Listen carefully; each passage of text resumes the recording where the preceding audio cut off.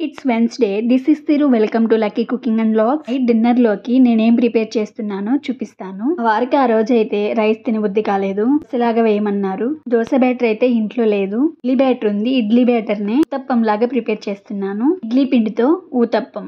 ఊతప్పంలోకి onion, 2 పచ్చిమిర్చి, carrot ఒకటుంది. కొత్తిమీర, పుదీనా, కరివేపాకు అన్నీ కట్ చేసుకుంటున్నాను. క్యారెట్‌నైతే ఇలా పీల్ ఔట్ చేసేసి తురుముకున్నాను. మా వారు ఎక్కువగా నైట్ టైంలో డిన్నర్‌లోకి నాకు రైస్ పెట్టకు, టిఫినే పెట్టు అని ఎన్నిసార్లు చెప్పినా నేను రైస్ పెడుతూనే ఉంటా. మార్నింగ్ చేసిన కర్రీ ఉంది. రోజుకి రైస్ తిను, నెక్స్ట్ డే టిఫిన్ వేస్తానని ఏదో ఒకటి చెప్పి రైస్ పెడుతూ ఉంటా. ఆ రోజు ఎందుకో నాకు టిఫినే కావాలి, దోసలాగా వెయ్యి అని చెప్పి అడుగుతున్నారులే అని ఈ బ్యాటర్‌తో ఇలా ఊతప్పం లాగా ప్రిపేర్ చేశాను. ఆనియన్స్‌ని ఇలా చిన్న చిన్నగా కట్ చేసుకున్నాను. పచ్చిమిర్చిని కూడా కరివేపాకు, పుదీనా, కొత్తిమీర శుభ్రంగా కడుక్కుని ఇలా కట్ చేసుకుంటున్నాను. అన్ని కట్ చేసుకుని ఒక బౌల్‌లోకి తీసుకుని మొత్తం కలిసేలాగా ఒకసారి ఇలా కలుపుకున్నాను. క్యారెట్ కట్ చేసుకునే కంటే ఇలా తురుముకుంటే చాలా సన్నగా ఉంటుంది.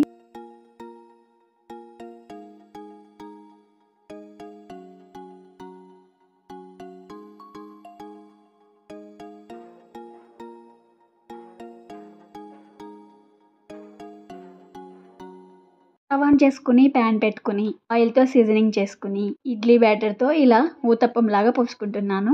దోసలాగా క్రిస్పీగా వేసుకోకూడదు.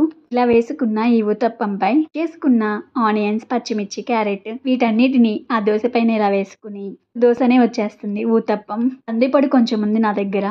1 స్పూన్ ఈ కందిపొడి కూడా చల్లుకుని ఒకసారి ఇలా బ్రష్ చేసుకోవాలి.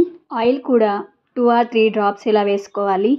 ఇలా లిడ్ పెట్టుకుని స్టీమ్ అయినా చేసుకోవచ్చు. సెకండ్ వైపు అయినా టర్న్ చేసుకోవచ్చు ఈ ఊతప్పాన్ని. ఇడ్లీ పిండితో కదా ఇలా ఊతప్పం వేస్తుంది. సెకండ్ వైపు చాలా జాగ్రత్తగా తిప్పుకున్నాను. మా వారికి వేసినప్పుడు ఊతప్పం బానే వచ్చింది. నా వరకు బ్రేక్ అయిపోయింది. ఇలా చేసుకున్న ఊతప్పం అయితే చాలా టేస్టీగా ఉంది. ప్లేట్లోకి సర్వ్ చేసుకుని కారమైన పల్లి చట్నీతో అయినా లేకపోతే అల్లం చట్నీతో అయినా సర్వ్ చేసుకుంటే టేస్టీ టేస్టీ ఊతప్పం రెడీ. డిన్నర్‌లోకి ఇడ్లీ పిండితో చేసిన ఊతప్పం. ఇదేనండి నా చిన్న mini vlog night dinner routine. నచ్చితే ఒక లైక్ చేయండి, సబ్స్క్రైబ్ చేయండి. పక్కనే ఉన్న బెల్ ఐకాన్ని క్లిక్ చేసి ఆల్ అనే ఆప్షన్‌ని క్లిక్ చేయండి. Thank you for watching.